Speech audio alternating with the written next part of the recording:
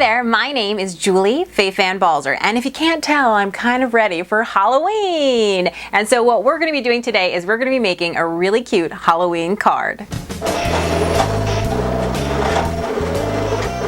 So one of the space-saving things that I like to do is lay out my papers, if they're all of the same weight, onto one mat. So for my card, you can see I put out some orange cardstock, some white cardstock, green and black, and again, they're all going to cut at the same blade setting, so I know that I'm good to go. So let's go ahead and build our card.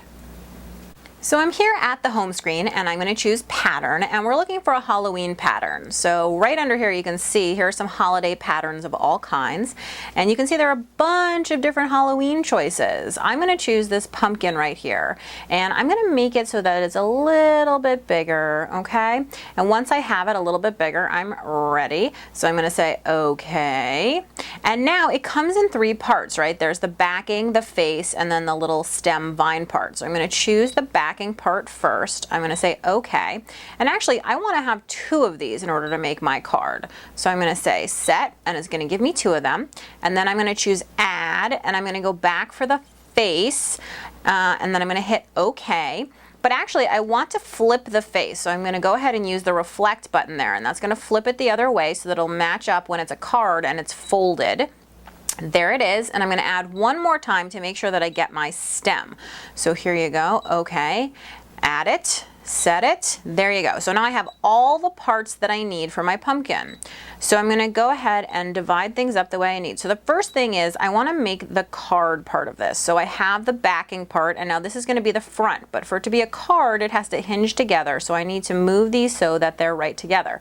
If I want, I can go into the editing functions here, and I can go ahead and I can resize it, flip it, do all that kind of stuff, or I can simply edge it. If it's exactly where I want, I can just edge it a little bit over like that. I can of course zoom in and see how it's going, and I can manually move it over just so that I have the slightest overlap. Once I'm happy with the overlap and I feel like it's going to be a card, I'm ready to hit OK. And then what I want to do is I want to select. I can't select all, so I want to choose the selection tool, and that's going to allow me to grab my arrows, pull it in, and I'm going to say OK. Okay again, and now what I want to do is I want to weld these two pieces together. So I'm going to choose the weld button. It's going to show me what it looks like. That's starting to look like a card. So I'm going to go ahead and say okay, and there it is. I have my welded pumpkin. Pretty cool. But actually there's another cool thing that we can do with this if we want to edit it, which I can say okay, and I can say save. Now notice with the new ScanNCut 2, I can actually save this a whole bunch of different ways. Of course there's traditional saving it into the machine, and there's the traditional USB, but you can also save it via USB cable to your PC, or you can send it wirelessly to your ScanNCut Canvas account online, which means that you can access it from your tablet. So if I go into my project, I will find that file that we just worked on waiting for me. And I know exactly what it was saved as, but I can also see visually. This is it right here. So if I click on it, you can see these two icons come up. And what I want to do is I want to edit it. So I'm going to go ahead and choose the edit function. And here it is. Now at this point, I can use my finger just to move anything around. If you have a stylus for your tablet, you can also use that. Whatever you would like. It's really super easy, and it's very similar to ScanNCut Canvas that you're used to on your regular PC. So for instance, if I wanted to add text at this point, I can just go ahead and click this arrow, and that will bring out the full menu on the side. So I can click text, and again it'll bring up all the alphabets that I have available to me. So I want to choose something spooky because it's Halloween, so I'm going to choose that. It sort of feels gothic to me. I'm going to double click it, and then I am okay to just go ahead and enter whatever text I want in there. We're going to say boo because it's Halloween. So we're going to say okay. And now my text is there.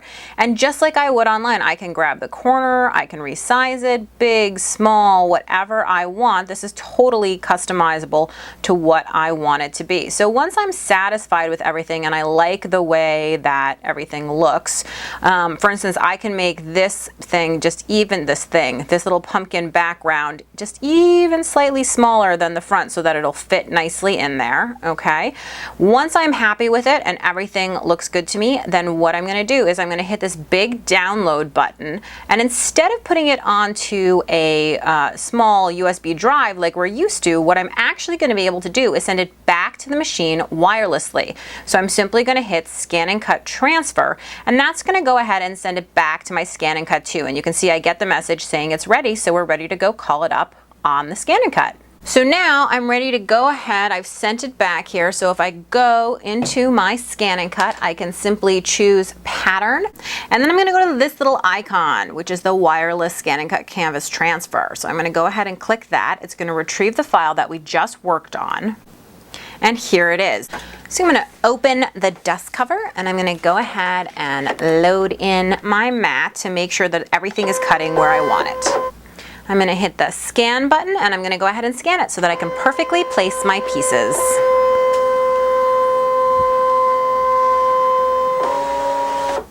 So once I can see everything on the screen, I just want to drag the pieces so that they're all exactly where they should be, cutting properly.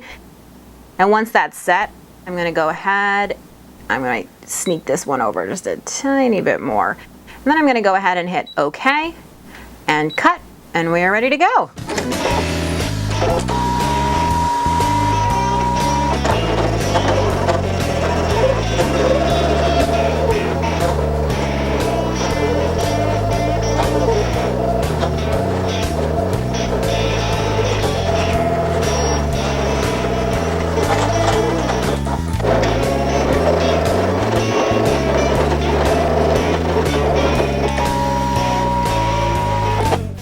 So I have all my pieces cut. They're here on my mat. I'm going to go ahead, pull them off, and put together our card.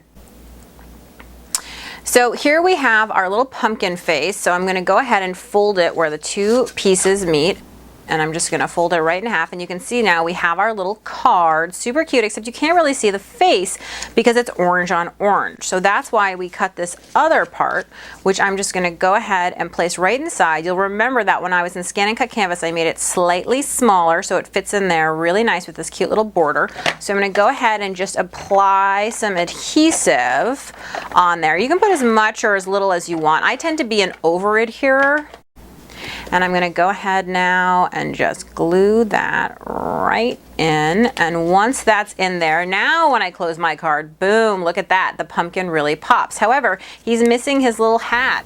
And in order to do that, what I'm going to use is I'm going to go ahead and use a glue pen, because a glue pen just gets into those little spots. It's a little bit easier than a big tape runner. So once I have applied my glue on there, and like I said, I'm an over-adherer. I'd rather risk having too much glue than too little. I'm going to go ahead and push his hat down just where I want it to be. But to make this card completely great, I want to add my sentiment, which is actually boo. But the problem is if I put it inside, you're going to see that from the outside, which could be fine, but I think it's a little weird. It does look a little like teeth or something is going on there. So what I'm actually going to do, I think, is I'm going to just adhere it to the back of the card. And then this is nice because then this actually becomes a display piece that you can put out in your house because it looks good from the front, from the back, everywhere you go. So again, I'm just going to use the glue pen in here to get my letters down. So let me just apply that adhesive and get this going.